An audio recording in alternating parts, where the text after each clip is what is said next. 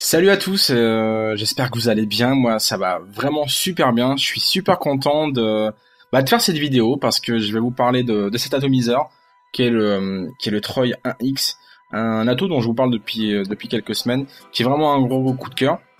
Alors le Troy X il nous vient de Turquie. Le Troy 1X, pardon, nous vient de Turquie. Il est fabriqué par un modeur qui s'appelle Fekirsmod. Alors à savoir qu'il n'est pas à son premier coup d'essai, parce que c'est un modeur qui fait des mods et qui fait d'autres atos, dont la première version en fait, parce que le Troy 1X ou le 2X, je vous expliquerai la différence après, c'est en fait une version améliorée du Troy X. Donc voilà.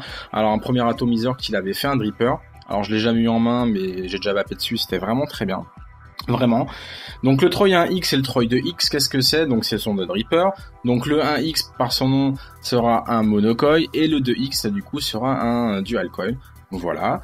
Alors c'est un atomiseur, soyons clairs, qui est très difficile à trouver sur le marché français. Même d'ailleurs, je ne crois pas qu'il y ait de revendeurs à l'heure actuelle.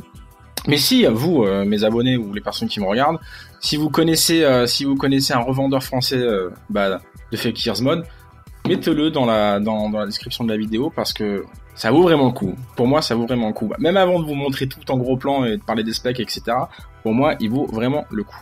Voilà. C'est un atomiseur qui est quand même orienté saveur, vraiment, mais pas que, parce qu'on va pouvoir faire quand même pas mal de nuages avec, mais pas au détriment de la saveur. Donc ça qui est plutôt pas mal, et c'est pour ça que j'aime beaucoup ce dripper, c'est que on va avoir une vape assez conséquente et en même temps on va pouvoir faire des nuages assez sympas, faire quelques clouds. Donc voilà. Pour les specs, il est en acier inoxydable 304. Il a une particularité aussi, c'est qu'il peut être en montage hybride, ok. Donc bien sûr avec des tubes à filetage 20 par 1. Quand il est en hybride, c'est un atomiseur qui fait 30 mm, bien sûr avec un diamètre de 22, ça changera pas. Et quand il est en version 510, il fait 35 mm. Donc, ce qu'il faut aussi savoir, c'est que c'est un atomiseur qui va ressembler à la 7. Donc la 7, c'est un dripper. Voilà. Pour ceux qui ne connaissent pas, en fait, la 7, sa particularité, c'est que le flux d'air, d'accord, donc cette partie-là, le flux d'air n'arrive pas sur le côté. Le flux d'air arrive par le dessous, en fait, voilà. Vous voyez, de chaque côté, donc j'ai mes arrivées d'air, bien sûr, qui sont ajustables. Donc ça, je vous montrerai tout à l'heure en gros plan. Donc arrivée d'air qui passe à l'intérieur sur les deux côtés et en fait qui remonte à l'intérieur de l'atomiseur. Et en fait le col est juste au-dessus d'une arrivée d'air. Et en fait l'air passe par en dessous et du coup ça va s'évaporiser par ce système-là. Voilà, comme la 7. Donc on n'est pas sur les côtés mais par en dessous. Ça c'était une parenthèse pour les personnes qui ne connaissaient pas forcément ce type d'ato. Voilà. Donc pour les specs, je pense qu'on a fait le tour. Vous verrez qu'il y a du coup pour l'airflow, on va pouvoir mettre 3 airflows différents, d'accord. On va pouvoir mettre du 3,3 mm. Alors celui qui est par défaut, donc il ne sera pas réglable, c'est celui qui est par défaut. Et on va pouvoir ajouter 2 petites vis d'airflow, donc une de 2,5 et une de 1,4. Voilà. Automatiquement, plus on va avoir un airflow conséquent, moins les saveurs seront là, même si je trouve qu'il n'y a pas beaucoup de grosses différences, il n'y a pas de détriment des saveurs. Pour les saveurs, et bien sûr, plus on ira sur un airflow plus serré, les saveurs vont se décupler. Voilà. Je pense qu'on a fait le tour concernant les specs. Ce qu'on va faire, c'est qu'on va aller tout de suite en gros plan, on va aller voir à quoi il ressemble de plus près. Et puis voilà, allez, c'est parti, on y va, let's go. Donc voici dans la boîte dans laquelle vous allez recevoir votre ato. Donc sur le côté vous avez une petite étiquette qui vous dit le nom de l'atomiseur avec son numéro de série, donc le Troy 1X. Sur le dessus de la boîte le logo de l'entreprise. À l'intérieur donc une boîte avec un écrin en mousse où vous allez pouvoir, où est placé votre atomiseur. Et puis sur le côté vous avez un emplacement pour un petit sachet avec des consommables à l'intérieur. Donc voici notre Troy, donc je rappelle qu'il est en acier inoxydable 304. Et donc il est aussi hybride, mais ça on y reviendra plus tard. et notre sachet avec des consommables et surtout des vis pour régler votre airflow. Vous verrez ça après.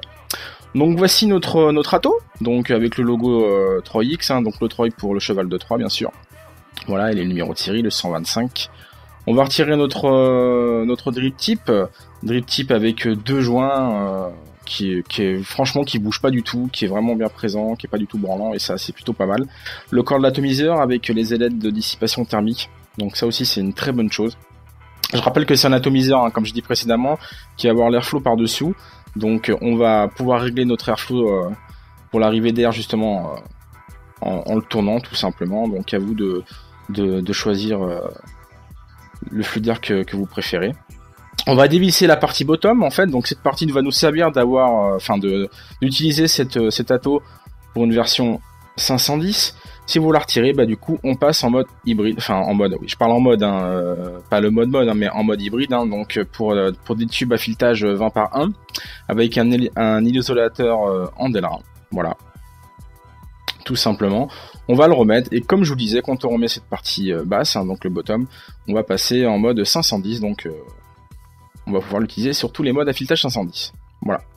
On ouvre notre ato, on voit un petit peu l'usinage à l'intérieur, c'est vraiment avec la chambre qui se réduit. Donc ça c'est plutôt pas mal aussi, hein.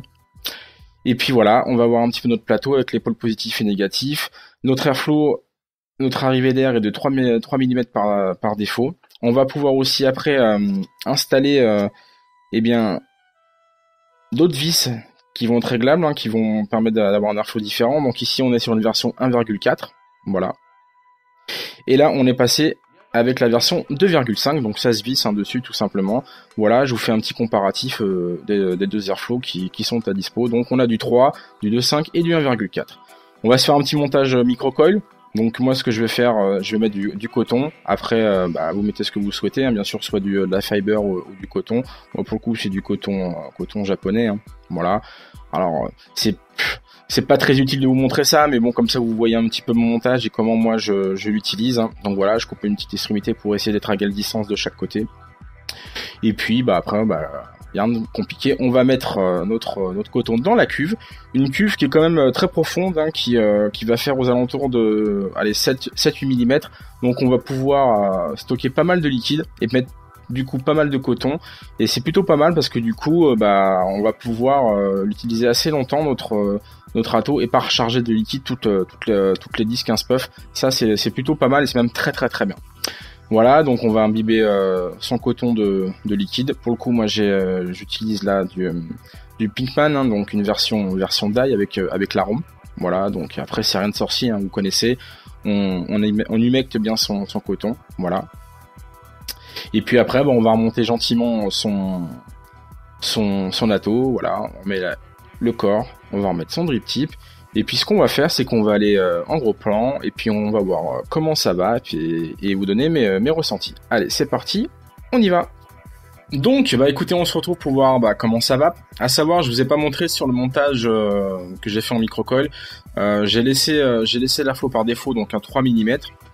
Parce que moi c'est plutôt la vape qui me convient. J'aime quand même les comment on appelle ça, une vape assez aérienne.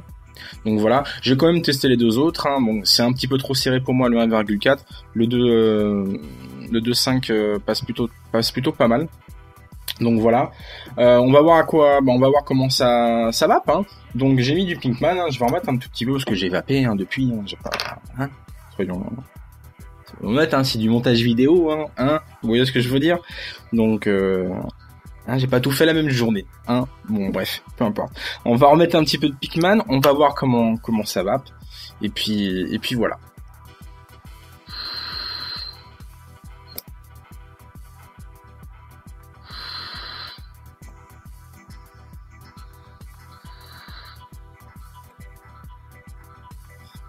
Mais écoutez, ça vape vraiment bien, comme vous pouvez le voir, ça fait quand même de la vapeur, hein. Alors on n'est pas sur du power vaping, hein, on n'est pas sur des atos qui sont là pour faire des gros clouds, hein, comme on va dire. Mais voilà, moi je trouve que ça suffit, c'est vraiment bien. Et puis en plus la saveur n'est pas trop affectée par cet airflow assez conséquent. Bien sûr, si on met les petites vis d'airflow de 1,4 et de 2,5, automatiquement la saveur sera sera amplifié, ça me paraît logique, hein. Plus c'est réduit, plus vous avez de la saveur. Maintenant, sur la flotte de 3,3 mm, hein, j'espère que je dis bien 3,3 mm, parce que j'ai des doutes, est-ce que j'ai pas dit 3 mm? Alors, c'est 3,3, 2,5 et 1,4. Voilà, si je dis une bêtise, je me rectifie. Donc non, il marche vraiment très bien. C'est vraiment bien. Vraiment. C'est... pour moi, ce dripper, il mérite d'être sur le marché français parce que c'est franchement une tuerie, quoi. Le look, soit on aime pas, ça je le reconnais, mais en termes de restitution des goûts et en termes de vape, c'est vraiment très bien. J'en prends une puff, tiens.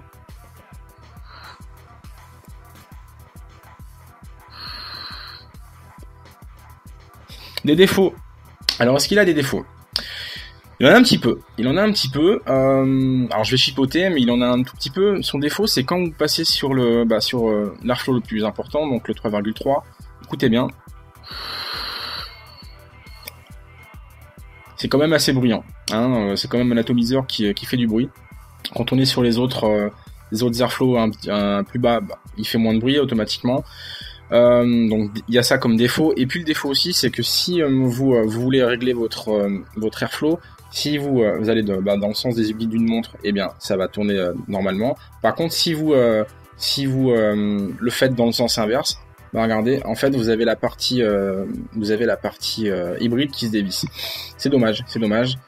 Donc voilà, donc il faudra toujours tourner dans le sens des aiguilles d'une montre pour ma part. Voilà.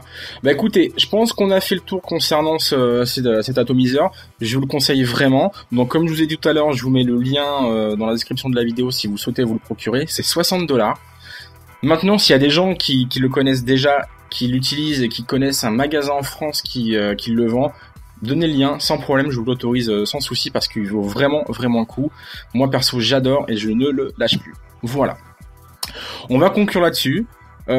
Comme d'habitude, n'oubliez pas de soutenir l'Edus de façon pécuniaire ou non, comme dit toujours Seb, je le prends en exemple, mais il a raison.